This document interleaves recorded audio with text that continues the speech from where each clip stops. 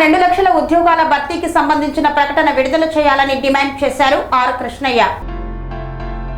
June 2న 2 లక్షల ఉద్యోగాల భర్తీకి సంబంధించిన ప్రకటన విడుదల చేయాలని, లేదంటే ముఖ్యమంత్రి నివాసాన్ని ముట్టడిస్తామని రాజ్యసభ సభ్యుడు ఆర్ కృష్ణయ్య హెచ్చరించారు. హైదరాబాద్ విద్యానగర్ బీసీ భవన్లో నిరుద్యోగ జేఏసీ చైర్మన్ నీలా వెంకటేష్ ఆధ్వర్యంలో నిర్వహించిన సమావేశంలో ఆయన మాట్లాడారు. ఎన్నికల సమయంలో ఇచ్చిన హామీ మేరకు ముఖ్యమంత్రి రేవంత్ రెడ్డి వెంటనే ఉద్యోగ నోటిఫికేషన్లు విడుదల చేయాలని డిమాండ్ చేశారు. రాష్ట్రంలోని వివిధ శాఖల్లో భారీగా ఖాళీలు ఉన్నప్పటికీ ప్రభుత్వం భర్తీ చేయడం లేదని విమర్శించారు. పోలీస్ శాఖలో 18,000 పోస్టులు, విద్యాశాఖలో 12,000 పోస్టులు, గురుకులాలు, ఇతర పాఠశాలల్లో కలిపి సుమారు 30,000 టీచర్ పోస్టులు ఖాళీగా ఉన్నాయని తెలియజేశారు. ఖాళీలను వెంటనే గుర్తించి నోటిఫికేషన్లు విడుదల చేయాలని, లేదంటే నిరుద్యోగులతో కలిసి రాష్ట్ర వ్యాప్తంగా ఆందోళనలు ఉధృతం చేస్తామని హెచ్చరించారు. సంఘం అధ్యక్షులు రాజ్యసభ సభ్యులు ఆర్ కృష్ణయ్య గారి ఆదేశాల మేరకు ఈ నెల జూన్ 2వ తారీఖు తెలంగాణ ఆవిర్భావ దినోత్సవ సందర్భంగా రాష్ట్ర ముఖ్యమంత్రి రేవంత్ రెడ్డి గారిని రాష్ట్రంలో వివిధ శాఖలలో ఖాళీగా ఉన్న 2 లక్షల ఉద్యోగాలు వెంటనే భర్తీ చేయాలనేది, ఎందుకంటే పార్టీ మేనిఫెస్టోలో పెట్టినటువంటి రీతిగా ఇచ్చినటువంటి మాటల పద్ధతి ప్రకారంగా వెంటనే 2 లక్షల ఉద్యోగాలు ప్రకటించాలనేది మొదటి డిమాండ్. ఇక రెండవ డిమాండ్ వస్తే ఇలా ఎస్ఐ కానిస్టేబుల్ 18,000 పోస్టులు ఖాళీగా ఉన్నాయి. అదేవిధంగా డిఎస్సి వివిధ పాఠశాలల్లో 30,000 పోస్టులు ఖాళీగా ఉన్నాయి. అదేవిధంగా బీసీ, ఎస్సీ, ఎస్టీ, మైనార్టీ గురుకులాలలో 12,000 పోస్టులు ఖాళీగా ఉన్నాయి. ఈ విధంగా చెప్పుకుంటూ పోతే ఇప్పుడు 9 నెలలు గడుస్తున్న మరి 33 రాష్ట్రాలు జిల్లాలు ఏర్పాటు చేసిన తర్వాత ఎక్కడ చూసినా ఏ శాఖలలో చూసినా ఖాళీ కుర్చీలు కనిపిస్తున్నాయి. ఇప్పటివరకు ఒక్క నోటిఫికేషన్ అయినా భర్తీ చేసిండ్రా మొత్తం టోటల్లీగా అంటే ఎక్కడ కూడా భర్తీ చేయలేదు. గత ప్రభుత్వంలో నామమాత్రంగా ఆర్ కృష్ణయ్య గారి ఉద్యమాల ఫలితంగా డిఎస్సి కొన్ని, అదేవిధంగా గురుకులాలు 9,200, అదేవిధంగా గ్రూప్ 1, గ్రూప్ 2 నామమాత్రంగా ఇస్తారు. కానీ మరి మొత్తం ఫిల్ఫిల్ అయినటువంటి పోస్టులు ఎక్కడ పోతున్నాయి? మరి ఇప్పటికీ దాదాపుగా 20-30 సంవత్సరాల నుంచి రిటైర్డ్ అయిపోయినటువంటి పోస్టులు ఎక్కడ పోయినాయి? అదేవిధంగా ప్రమోషన్ల ద్వారా వచ్చినటువంటి ఖాళీ అయినటువంటి కుర్చీల పోస్టులు ఎక్కడ పోతున్నాయి? ఈ పోస్టులన్నీ భర్తీ చేయకుండా మరి ఎక్కడ గవర్నమెంట్ నుంచి మొత్తం ఈ డేటా తెచ్చుకోకుండా మరి ఏదో నామమాత్రంగా ఆర్ కృష్ణయ్య కొట్లాడినప్పుడల్లా ఏదో కొద్దిగా చేస్తున్నాడు. అది కాదు కావాల్సింది. కృష్ణయ్య నాయకత్వంలో మొత్తం 2 లక్షల ఉద్యోగాలు రేపు జూన్ 2వ తారీఖు ప్రకటించకపోతే పెద్ద ఎత్తున తెలంగాణలో నిరుద్యోగులంతా ఉద్యమానికి సిద్ధమవుతారు అని చెప్పేది హెచ్చరిస్తున్నాం. అదేవిధంగా ఇవాళ రాష్ట్ర ప్రభుత్వం వచ్చిందంటే విద్యార్థులు ప్రధానంగా నిరుద్యోగుల వల్ల. ఇలా నిరుద్యోగులు ఆర్ కృష్ణయ్య ఒకటే ఎజెండా పెట్టాడు, బిడ్డ ఉద్యమించు, ఉద్యోగాలు సాధించు. మీరు ప్రతి గడపకు వెళ్ళి మీరు ఎప్పుడైతే ప్రచారం చేస్తారో అప్పుడు కాంగ్రెస్ ప్రభుత్వం వస్తే తప్పకుండా 2 లక్షల ఉద్యోగాలు పార్టీ మేనిఫెస్టోలో పెట్టింది. కాబట్టి ముఖ్యమంత్రి సమర్థుడు, మరి వేయగలుగుతాడు అనే ఒక మాట మాకు నిరుద్యోగులకు ధైర్యం ఇచ్చింది. కాబట్టి గడప పోయి ప్రచారం చేయడం వల్ల ఇలా నిరుద్యోగుల పట్ల ఇలా సీఎం కుర్చీలో మీరు కూర్చున్నారు రేవంత్ రెడ్డి గారు. ఇప్పటి వరకు కూడా ఎడ్యుకేషన్ శాఖ మీ దగ్గరనే ఉంది, హోంశాఖ మీ దగ్గరనే ఉంది. 18,000 పోస్టులు ఎక్కడ పోయినా ఇవాళ దిల్సుఖ్ నగర్, అశోక్ నగర్, గాంధీ నగర్ ఇవన్నీ చూస్తే వెలవెలబోతున్నాయి. మాకు ఉద్యోగాలు రావడం లేదు. ఇప్పటికీ 30-40 సంవత్సరాలు, 45 సంవత్సరాలు, 50 సంవత్సరాలు మగపిల్లలకు 50 సంవత్సరాలు వచ్చినా పెళ్ళిళ్ళు చేసుకోవడం లేదు. ఆడపిల్లలకు 45 సంవత్సరాలు వచ్చినా పెళ్ళిళ్ళు చేసుకోవడం లేదు. ఎందుకంటే రేవంత్ రెడ్డి గారు 2 లక్షల ఉద్యోగాలు వేస్తా అన్నాడు. నోటిఫికేషన్ వేసిన తర్వాత నేను ఉద్యోగం సాధించినాక నేను పెళ్లి చేసుకుంటా, మా అమ్మ నాన్నని మంచిగా చూసుకుంటా అనే ఆలోచనతో ఇవాళ నిరుద్యోగులు పుస్తకాల్లో పురుగులాగా చదువుకుంటూ ఇవాళ డబ్బులు అప్పు సప్పు తెచ్చి పుస్తక మెట్లు తాకట్టు పెట్టి ఇవాళ అశోక్ నగర్, గాంధీ నగర్, అదేవిధంగా దిల్సుఖ్ నగర్లో ప్రైవేట్ రూములు తీసుకొని ఇవాళ చదువుకుంటూ మన నోటిఫికేషన్లకు ప్రిపేర్ అవుతుంటే కూడా నోటిఫికేషన్ లేకపోతే తుదీన అమ్మ జీవితం మీద విరుక్తి ఉంది. ఇలా గ్రామాలలోకి వెళ్ళి ఇలా ఏం చేయాలో అర్థం కాక నక్సలైట్ల గూండాలు గంజాయిలకు అలవాటయ్యే పరిస్థితి ప్రమాదం ఉంది. నిరుద్యోగులంతా యువత పక్కదారి పట్టే ప్రమాదం ఉంది. కాబట్టి రాష్ట్ర ముఖ్యమంత్రి గౌరవ పెద్దలు మరి వెంటనే నోటిఫికేషన్లో ఎక్కడ అవకతవకలు చేసినా బిడ్డ ఖబర్దార్, నీకు డెడ్ లైన్ జూన్ 2వ తారీఖు ఇస్తున్నాం. 2వ తారీఖు వరకు ఆర్ కృష్ణ నేతృత్వంలో మీరు నోటిఫికేషన్ స్వాగతిస్తేనే మంచిది, లేకపోతే పెద్ద ఎత్తున ఉద్యమానికి సిద్ధమవుతామని చెప్పి హెచ్చరిస్తున్నా. దినోత్సవం జూన్ 2న జరపబోతుంది ప్రభుత్వం. ఎంతో నిరుద్యోగులు అనేక వర్గాలు పెన్షన్ వస్తుందని ఆశపడుతున్నారు. ఇంకా రైతు బంధు వస్తుందని ఆశపడుతున్నారు. నిరుద్యోగులు కాంగ్రెస్ పార్టీ ముఖ్యమంత్రి రేవంత్ రెడ్డిని సీఎం చేయడానికి కారకులైన నిరుద్యోగులు తమకు ఉద్యోగాల నోటిఫికేషన్ వస్తుందని చెప్పి ఎంతో ఆశ ఎదురు చేస్తున్నారు. 2 లక్షల జాబ్స్ వస్తాయని చెప్పి నిరుద్యోగులంతా 1000 కళ్ళతోటి ఎదురు చూస్తున్నారు. ముఖ్యమంత్రి గారు నిరుద్యోగులకు చిన్నగా అప్పుడప్పుడు కొందరు మంత్రులు కూడా లిక్కేస్తున్నారు. రాష్ట్రంలో పెద్ద ఎత్తున ఖాళీలు ఉన్నాయి. మేమేం గొత్తమ్మ కోరికలు అడుగుతలేం, 10 లక్షలు ఇవి, కోటికి ఉద్యోగాలు ఇవి అని అడుగుతలేం. ఎన్ని ఖాళీలు ఉన్నాయో అన్ని ఖాళీలు మేము చెప్పే ఖాళీలు పర్ఫెక్ట్ ఖాళీలు చెప్తున్నాం. పోలీస్ డిపార్ట్మెంట్లో దాదాపు 18,000 ఎస్ఐలు కానిస్టేబుల్ కలిసి 18,000 ఖాళీలు ఉన్నాయి. అదేవిధంగా టీచర్లు దాదాపు 30,000 అన్ని విభాగాలు, నిన్న 3-4 విభాగాలు ఉన్నాయి. ప్రభుత్వ పాఠశాలల్లో 12,000, ఎస్సీ ఎస్టీ బీసీ మైనార్టీ గురుకుల పాఠశాలల్లో 8,000 నుంచి 10,000. అదేవిధంగా ఎయిడెడ్ పాఠశాలల్లో 20 ఏళ్ళ నుంచి భర్తీ చేస్తున్నారు. దాదాపు 5,900 అంటే 6,000 పోస్టులు ఖాళీ ఉన్నాయి. ఆదర్శ పాఠశాలల్లో 2,000, కస్తూర్బా పాఠశాలలో 1,500, 1,800.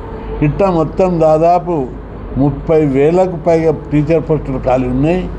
ఈ పోస్టులు భర్తీ చేయకపోవడం వల్ల విద్యా ప్రమాణాలే దెబ్బతింటున్నాయి.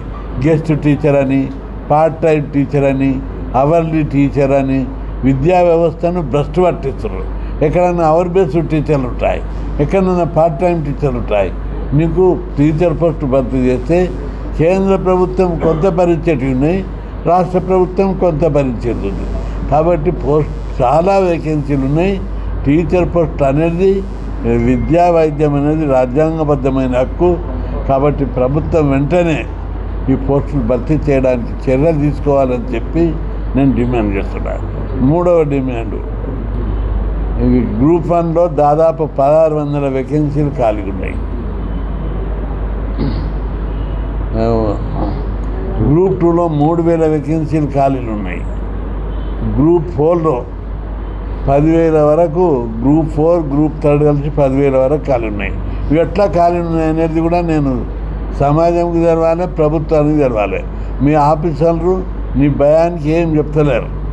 ఎందుకంటే 23 కొత్త జిల్లాలు వచ్చినాయి, 125 మండలాలు వచ్చినాయి, 125 పోలీస్ స్టేషన్లు వచ్చినాయి, 75 మున్సిపాలిటీలు వచ్చినాయి, 8 మున్సిపల్ కార్పొరేషన్లు వచ్చినాయి, 8 పోలీస్ కమిషనర్ ఆఫీసులు వచ్చినాయి, 30 డిఎస్పీ ఆఫీసులు వచ్చినాయి. ఇంత పెద్ద మొత్తంలో దాదాపు 4,000 గ్రామ పంచాయతీలు కొత్తగా ఏర్పడ్డాయి. ఇన్ని డిపార్ట్మెంట్లు కొత్తగా వచ్చినప్పుడు ఇందులో 23 జిల్లాల్లో 40 శాఖలు ఉంటాయి.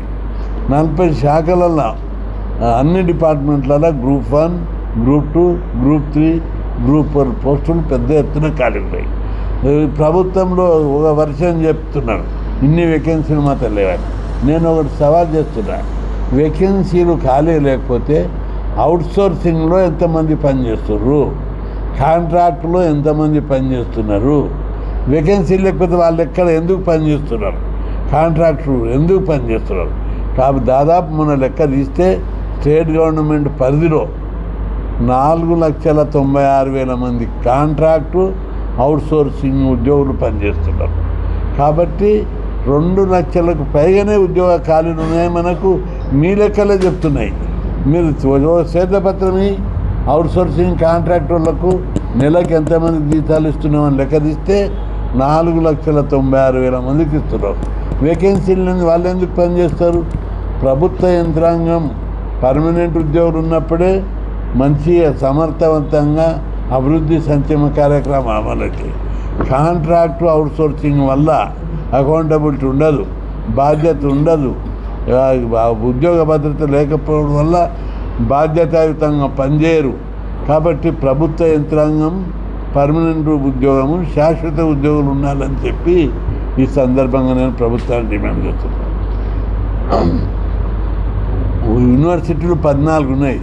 14 యూనివర్సిటీల్లో 3000 టీచింగ్ పోస్టులు, అంటే assistant professor, associate professor, professor పోస్టులు.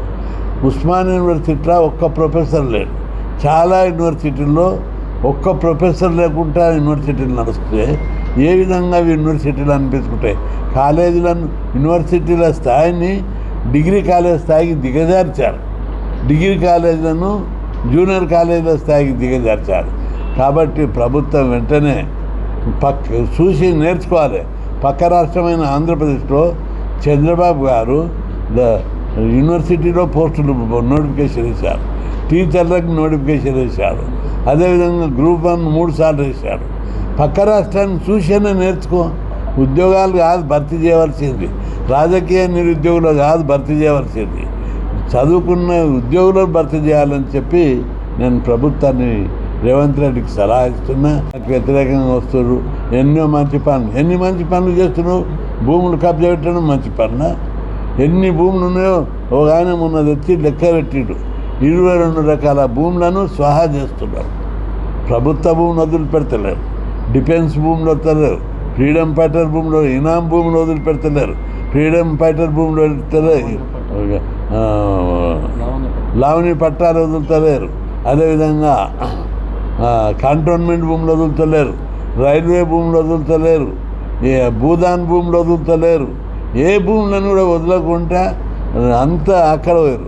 ఆ భూములన్న పోయిన నిరుద్యోగులకు ఇస్తే చేసుకొని బతుకుతారు. అవి అట్లా చేయరు. మొదలు భూములను అగోసగ్గా కొని మళ్ళా ఇంటి భూముల పేరు మీద పరిశ్రమ భూములు లాక్కుంటుర్రు. అదేవిధంగా లీజుకి ఇచ్చిన భూములను లాక్కుంటుర్రు. ఎండోమెంట్ భూములను, నిషేధిత భూములు అని చెప్పి అది కొంత లాక్కుంటుర్రు. ఈ విధంగా భూముల మీద పడి, భూ కబ్జాల మీద పడి 1000 కోట్లకు మరిగి నిరుద్యోగుల యొక్క డెవలప్మెంట్ను, ఉద్యోగాలు ఇచ్చే దాన్ని మర్చిపోతుండ్రు. అధికారులు మర్చిపోతుండ్రు. మంత్రులు అందరూ గద దొంగలు లేక పీకత్రిన తయారైనరు. అందుకే ముఖ్యమంత్రికి హెచ్చరిస్తున్నాం, అవినీతిని అరికట్టు.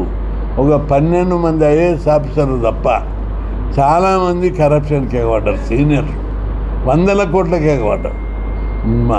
6 మంది మంత్రులు తప్ప మిగతా మంత్రులందరూ జోపుడే పెట్టుకున్నారు. ఈ విధంగా రాష్ట్రం లోపల అవినీతి పెరిగిపోయింది. దీని మీద కూడా పెద్ద ఎత్తున ఉద్యమాలు చేయవలసి వస్తుంది. ముఖ్యమంత్రి గారు చొరవ తీసుకోవాలి. అవినీతి రహిత ప్రభుత్వాన్ని ఏర్పాటు చేస్తే మీకు మంచి పేరు వస్తుందని చెప్పి ప్రభుత్వాన్ని నేను హెచ్చరిస్తున్నా. ఈ ఉద్యోగాల భర్తీ విషయం లోపల జూన్ నాడు జాబ్ క్యాలెండర్ కానీ ఉద్యోగాల నోటిఫికేషన్ కానీ వేయకపోతే జూలై నుంచి నిరుద్యోగుల ఉద్యమాల సంవత్సరంగా డిక్లేర్ చేస్తున్నాడు. రోజు ఏ మంత్రి తిరిగాడు, ఏ ఎమ్మెల్యే తిరిగాడు. ఈ మున్పట్లాక కలెక్టరేట్ ముట్టడి, ఆఫీసుల ముట్టడి కాదు, ఎమ్మెల్యే క్యాంప్ ఆఫీసుల ముట్టడి, మంత్రుల నివాసాల ముట్టడి, ముఖ్యమంత్రి నివాసాల ముట్టడి ఉంటాయి. మిలిటెంట్ ఉద్యమాలు జరుగుతాయని చెప్పి హెచ్చరిస్తున్నాడు. ఏదైతే గతంలో నోటిఫికేషన్ వేశారు,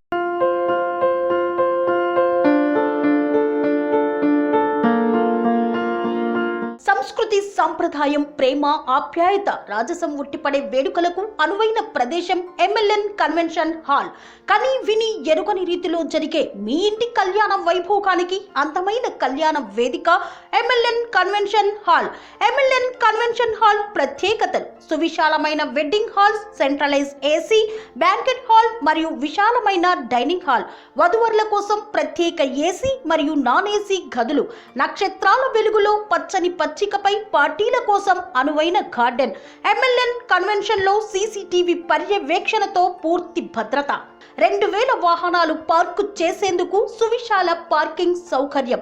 మీ ఇంట జరిగే అన్ని శుభకార్యాలకు, పెళ్లి, reception, engagement, birthdays, get together, corporate events, ఏ ఇతర శుభకార్యాలకైనా అందమైన వేదిక MLN కన్వెన్షన్ హాల్. బుకింగ్ కోసం సంప్రదించండి 7550438888 మరియు 7550428888. మా అడ్రస్ చీర్యాల లక్ష్మీ నరసింహస్వామి దేవాలయం ప్రక్కన, near outer ring road, Keesara junction, Cheeryal గ్రామం, మేడ్చల్ జిల్లా.